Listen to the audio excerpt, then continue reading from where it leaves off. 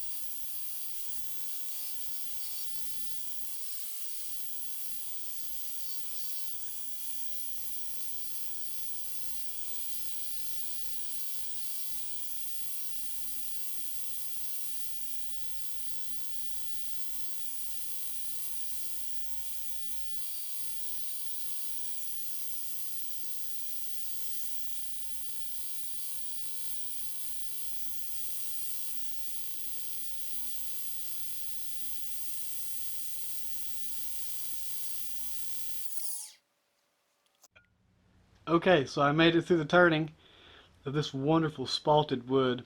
Like I said, I don't have any idea what this wood is. If anybody can tell by looking, it looks like a really tight grained wood, maybe a soft wood of some sort, um, but I'm not sure what it is.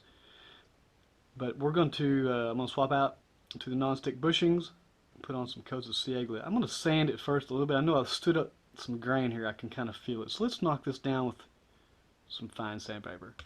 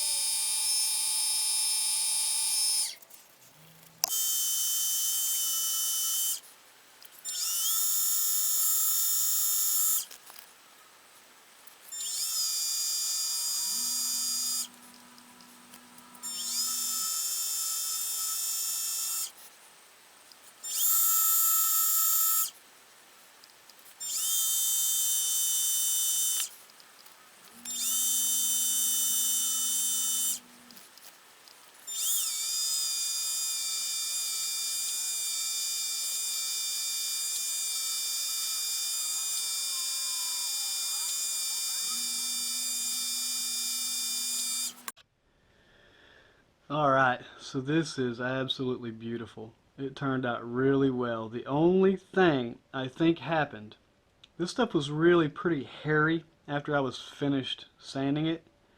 I went ahead and covered it with CA glue, and now that I've finished polishing, I can see dull spots. And it wasn't the progress of the micromesh pads. I think what happened, the fuzzies that were standing up in the CA glue, the fibers, I think what happened is I ended up sanding into those. I've never worked with a spalted wood quite this hairy and kind of frizzy, so what I'll have to do is put on 5 more coats of CA glue and go through the micromesh again. Alright, so to give me a little bit more meat to deal with on this next polishing process, I'm going to use 3 coats of medium stick fast CA glue.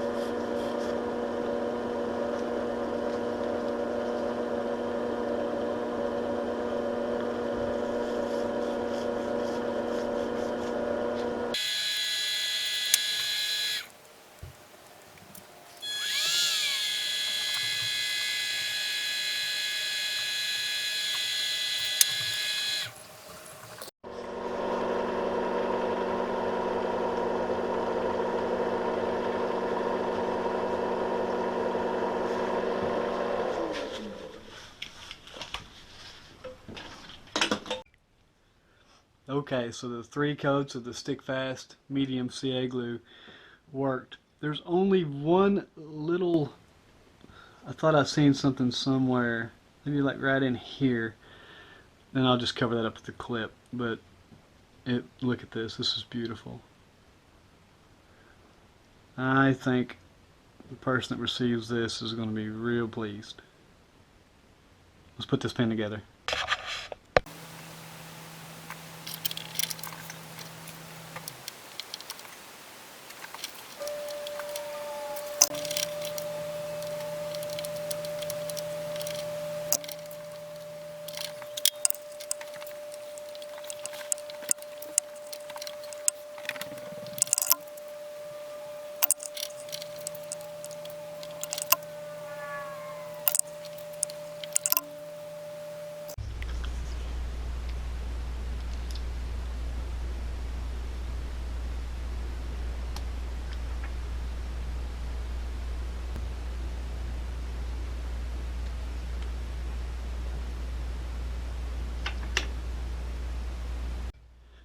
Okay, well, this was another one that challenged me.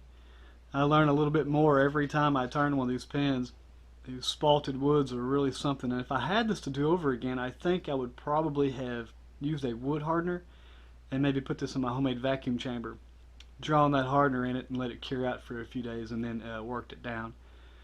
But all in all, it turned out great. I did have to use an extra step of reapplying CA glue to it after I had already finished the polishing of it. And there is only one spot that I could find that I just really wasn't pleased with, and I hit it by the clip. It's under the clip, so you can't see it. It's just a little bit, kind of a little void or air bubble probably from the CA glue. I could have filled it and turned it down again, but it was unnecessary since it was going to be hidden. And other than that, it looks great. I don't know what this wood is, but it's a tight grain. I'm not sure. It kind of looks like red oak right in here. Not sure if I'm in the frame of the camera. That's real interesting texture. But really nice little slimline pen, turned kind of fat